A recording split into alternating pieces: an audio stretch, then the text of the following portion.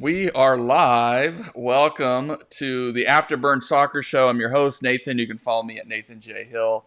Join this Monday off. But now joining you all, though some of you I'm sure are watching the Mavs post-season run, do or die tonight against the Celtics. But welcoming also my buddy Jose. Still, we haven't gotten the camera situation worked out, but he's with us. He's with What's us. up, everybody? You can follow him at El Chico Carmona. And yeah, we can have a different mood than last week, even as we were just filled with questions, filled with uncertainty, as Nico Estevez was let go as head coach of FC Dallas, and Peter Luccin stepped in as interim head coach and had his first game in charge of FC Dallas, and it was a 2-0 victory, a big win at home to at least give fans something to be positive and excited about. 2 goals, one from Jesus Ferrer on the penalty kick you just saw in his nice little dance, and then another towering header from Tafari, who also earned a player of the week honors, I think, the first 11 of the week, including Martin Paz for his 8 saves for a clean sheet at home. And so, we're going to get to Peter Luccin's post-game comments, which I think are worthy for us to dissect. But, it was a big win against a team that struggles on the road. St. Louis just struggles on the road. But you got to take those opportunities and to sort of start fresh, get that interim head coach bounce. Oh, it feels a lot better, doesn't it, Jose? Absolutely. I mean, way to start off the new regime, right? It's nice to be talking about a victory. Let's put it that way. Yeah. Yes, there's been some bleak weeks in there. I didn't even mean to rhyme on that, but it's been tough. And really, probably the first kind of thing is, a lot of folks were, well, I don't want to say a lot, but some people were wondering if the new head coach would institute a new formation, and maybe he will at some point. But with only a week in charge to communicate with the guys, he didn't shift far away from what Nico had been doing. So it was 3 center backs, and a very familiar formation. But it did look like he found enough tweaks to get more out of the team. How did you feel about the overall performance, Jose? Well, I mean, it was mixed. In all honesty, they looked really good for the first half, but the start of the second half had the team looking like Nico Ball all over again. Enough for us to be happy, but still be concerned. Let's face it, a lot of us, when we saw the formation, we were like, oh well, this is not what we were hoping for. But, like you said, not only are they familiar with the formation, he also has 3 games in a week span, so a little over a week span, with the game on Wednesday, now the game on Saturday. So you think he's probably going to want to ease into a new formation if that is his intention.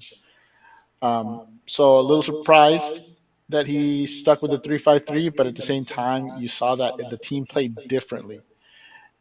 They pressed more, which this is a good pressing team. They have been. Nico just preferred not to take advantage of that, and to have the team come out and press more, especially at home, where you would want to see them press more. It was nice. I mean, if it wasn't for the early second half performance, we'd all be gushing right now. But I think that those first 20, 30 minutes of the second half is keeping everybody grounded. Yeah, they looked like a team, and we'll hear from Sebastian Letjet in a moment. I know when a coach is fired, it doesn't necessarily mean that the players were like, oh, good, that guy's out of here. Now we can really play or something. But it is this message to the team of like, man, things are really bad. And everybody needs to wake up. Everybody needs to fight. And it gives younger players and other guys who are on the fringes an opportunity to fight their way back into minutes, to prove that to a new coach that they have what it takes to contribute to get out of this sort of slump. So I think some of that is what we saw too. I mean, I think definitely this week was difficult for the team. A lot of conversations, a lot of uncertainty, but it probably gave them all a wake up call of like, hey, it is this bad. It's not just, hey, let's wait for one more week. I mean, maybe Nico would have won if he had been given another week, because St. Louis is terrible on the road. But the players played like that they had woken up a bit, had realized that they've got a job to do. Their jobs are on the line too, and they don't want to let another coach down. And so they found even just some of that extra energy, some of the extra fight, that verticality to get forward was enough to take care of St. Louis, even though there were still moments of where things weren't great. And so let's go ahead and jump in here, Peter, because I thought that for his first post game media, he set the tone really well after the match with how he described the work ahead. I need to be honest. I know it's a win, but we need to do better. We need to do better. I can check a little bit the stats, and he's not good enough. But I want to say something too. All the work that the boys put out there is a high level. It's a high level. So now we need just to help them to understand that. I know that we have been talking just about verticality for those past 4 days, but we need to read better the game. It's my job too, to help them with the staff. So waste time is just a process. Today was very important to get back and have that energy. That is very important, and that commitment, and we saw that. So with that is no doubt. I'm very pleased with that. I'm very happy. So he says, hey, it's a win, but we need to do better. What were your reactions there to Peter's comments? I love his comments. I mean, it's him owning up to the fact that, like I said, that the team had moments that had us worried. And I mean, let's face it, they allowed 8 shots on target, and that's just not good enough. And I believe he sees that. I mean, there's a reason that Martin Paz is, on the team of the week, and that's because even though the team played better, they still had stretches of the match where they looked extremely vulnerable and in danger of conceding a goal or two. But having Paz there to save us yet again kept this a winning match. But he's right. He sees it. He's owning up to it. And I think as fans, we like to hear that. To hear, hey, we got to win, but we can do better. And I think that's a good start. Everything we've understood about Nico is that he's a guy full of love, and he loves his players, and he believes the best. I think Steve Davis pointed out, and he's spoken of this often, Nico did, that even in a bad game, he would try to find something positive in the film to show his players, to say, hey, keep your head up. There were some positive things you did too, even when you made mistakes. And so I think the players obviously value that. You value someone who invests in you and stuff. But sometimes, we need someone to kick us in the pants a little bit and help us face the truth and understand where we need to get better. So I like that balance. I like that he didn't come out and say, I'm going to lead this team to a championship or whatever. But he's like, hey, we have a lot of work ahead of us, a lot of things to do, a lot of tweaks, a lot of players still need to step up, which is what Dallas is going to need if they want to get to the postseason at this point and then go further. They're going to need to find unlock that next ability. I mean, how did you think of his formation lineup, his choices, including Sebastian Letjet in the midfield? Did you have any qualms with it? Any issues with any of the lineup choices? I think when we first saw the lineup, we had questions, but Delgado continued to play as a winger, which we all know he's not, and then we all saw the Jet on there, and I mean, at first glance, it wasn't anything to get excited about. I mean, it was rather worrisome. Gonzalez in the middle. It it it, it made us worry, but then seeing the way he asked Leggett to play, and Leggett rewarding him by having probably his best match of the season, in all honesty, and it, it's just you liked the way the team played under him for other than the start of the second half. But I want to address that. The team looked under siege for large stretches of the second half, and if this was Nico would have brought in defensive-minded players to basically close off the game and walk out of there with a 1-0 win. So to see him bring in Siki and Farrington, two offensive-minded players, and replacing, I mean, Jesus, you got to rest him for the midweek match, but then replacing Delgado with Siki, an actual attacking player, you know, you're holding on to a 1-0 lead and you replace a defensive-minded player with an attacking-minded player. You would not have seen that under Nico, and it shows a change in mentality. It shows a manager that says, hey, we may be winning 1-0, but we're playing like we're losing 1-0, and that needs to change. We're going to put this game away, but we're not going to hold on to a 1-0 lead. We're going to put this game away by going for the win, which is something that all the fans have been complaining about Nico. Even in wins, he's played it safe. Once you get the lead, it was time to kill the game. Hold on to the lead. Hold on for dear life. The team looked under siege many times. And it was, I think that is something that has everybody excited, uh, seeing that his response to the team being under siege for the majority of the first half of the second half was to actually do something about it, bring in attacking players. Siki is one of those players that clearly has benefited from a new manager, a manager that's going to put him forward in an attacking position. As we all know, he's a defensive liability. So why play him in a defense in a position where he's asked to defend?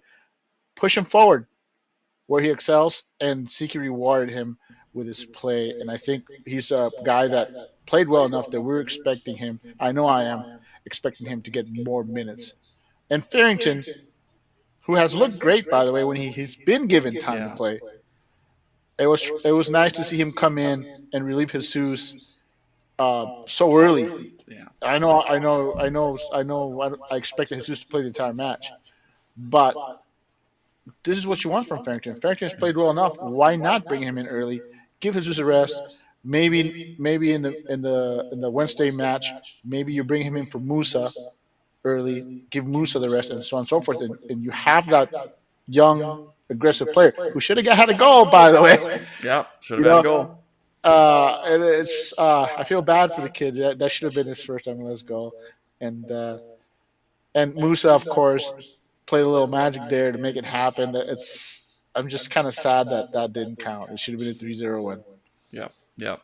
Yeah, and Luccin did mention Siki like 4 or 5 times in the post game of just the energy that Siki brought, the fight, and so you love that. You love a player getting called out for an example for the rest of the team. But yeah, maybe that means Siki gets a start Wednesday night. We'll touch upon that here in a little bit. Let's go ahead and jump over to Sebastian Leggett. I enjoyed his comments, his reflection after the match, after what was a busy week.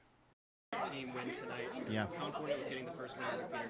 Oh, this is amazing. It feels amazing. It was a team win. I mean, honestly, credit to Peter. He prepared us so well for this week. Obviously, it's an emotional week. You never like to see a coach be let go, and it's everyone's fault. It's not just one person, and but as far as our preparation and Peter taking over and his assistant John, I mean, he prepared us. The preparation was flawless. So, we were up for it today, and now we move on to Minnesota, and it's another challenge, and we're ready for it. What was different out there for the team tonight to get the win? I think just mentality. I think we all know we have the ability and the talent that's in this dressing room. It's just yes, there was just something that was lacking, and this week we worked on it, and I think it showed out there. How important is it to carry the momentum in front? Let's the change in mentality, and yeah, we're live during the Mavs game. We just try to keep this thing steady on Monday nights, and sometimes that's it's not great. It's not great for Monday Night Football and other things that Dallas people like to watch. But yeah, I got to check in on the score here, see how the Mavs are doing, because I know it wasn't looking good earlier. Ooh, it's not looking great, but there's time. There's time. Yeah. Celtics up like 43-30. All right. But yeah, you heard Sebastian there, a change of mentality. I mean, is that a good enough way to frame it? What we saw different from this team? Yeah, it looked like a team that was playing with different mentality for not, of course, except for that one stretch. And you saw it. Like I said, the subs regained that momentum they had in the first half. They had a lot of momentum in the first half. They lost it to start out the second half. And as I said, Nico would have been happy to try to close that game out with a 1-0. But bringing in attacking players to regain that to relieve the pressure that St. Louis is bringing by simply attacking them in return, that shows a new mentality. And it'll be a while before we can tell if that mentality will follow it to the road. But at home, I know as a fan, I want to see the team attacking at home and not playing a defensive-minded game plan. So, yes, I'm very happy with it. All right. Also, you're getting a double mic from Jose. Well, that is interesting. Oh, you know what? Let me bet you it's my webcam. Oh well. All right. Well, I've only got one. Let me try. I got echo cancellation turned on. All right. Unless it's me, but well. All right. Or it's coming through your speaker. Might be. I just muted myself there for a second to see if that was that. Yeah. Thanks for the feedback. I mean,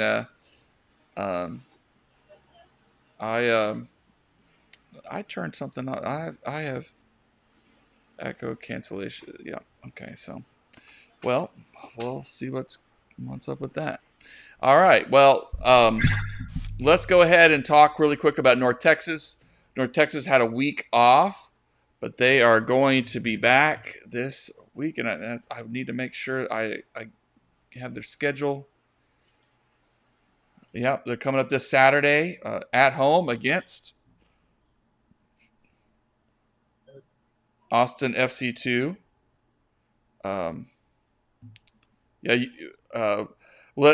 The big news was that Michelle stepped up as the new head coach for North Texas. So we have a lot of questions too, not just about Peter Luccin, but now about the future of North Texas soccer as Michelle steps up. And we'll likely kind of keep things rolling. He has a great setup there already. He knows the team well. Excited to see what he does.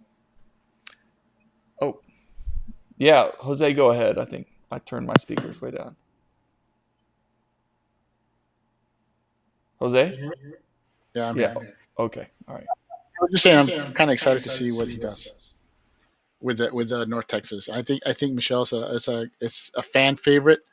We all love the guy, and we've all known that it was just a matter of time before he got a shot to head up North Texas. We just didn't think it'd be this early, so I think there's a little level of excitement to see what he does with the team.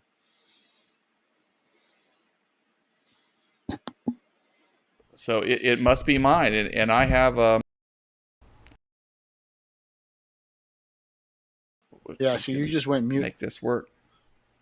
No, you're like fading and anyway, thank you for fading. the feedback for the live show. Yeah, we're just left with a lot of questions. I will speak with Michelle on Thursday. We'll do a little pre-game for that game on Saturday, and so look for some some video. Now my mic is picking up your voice. I see something's up with that. That is weird. Like I have echo. Anyway, I thought I figured it out. What I'll do is I'll bring my mic close like that, and we'll see if that helps a little bit. All right. Well, Because guess I don't we'll have find my out. headphones with me handy either. All right, let's close out the show. Let's go ahead and look to Minnesota as FC Dallas prepares to play Minnesota on Wednesday night. So a full week of action, and we get to see how Peter evolves. Although there's not a lot of time to add, tactics tweaks. So we're probably going to see something similar to Saturday night as Minnesota United FC come to town, who are, by the way, have like 16 healthy players and are using guys who have played more minutes for Minnesota United FC2 than for their first team. So there is an opportunity for Dallas to get another 3 points here. I hope they rotate some guys as well. I hope Peter sees this as an opportunity for some other guys just to try them out, to give them an opportunity to show what they can do with a new head coach.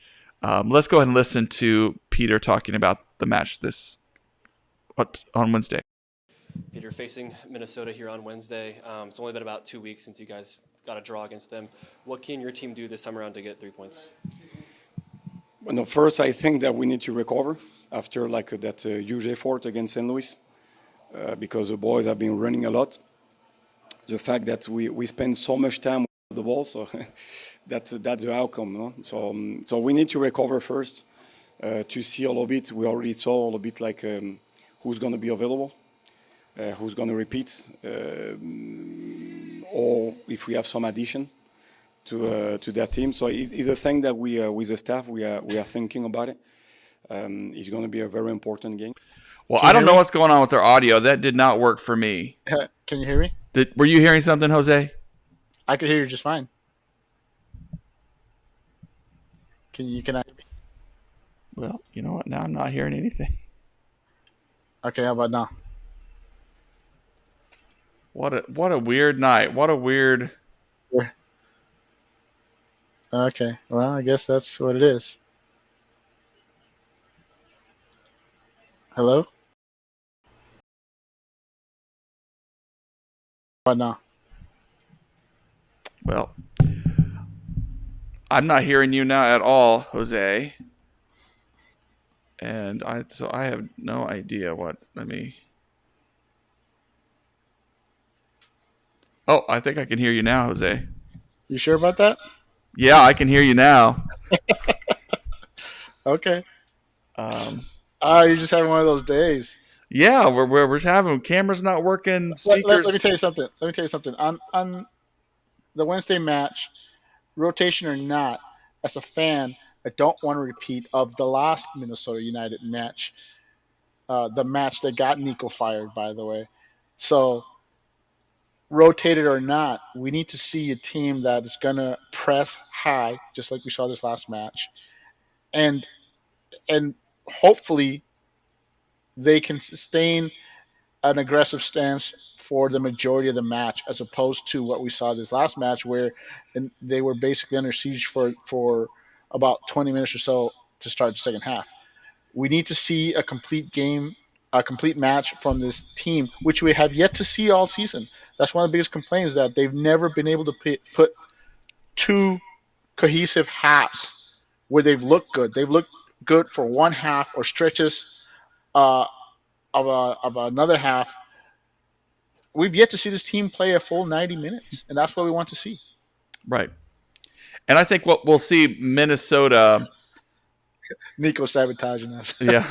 But I think we'll see Minnesota do the same thing they did last time, which was they're going to try to get a goal early. They're going to swarm and look for just something, to get something, and then they're going to sit back and just try to make life miserable for us. So it's important that Dallas just start strong, wear this team out, bring on plenty of fresh legs, and go from there. And I think they need this 3 points. To have 6 points from this week so far would be a huge boost just to getting things back in a really strong direction.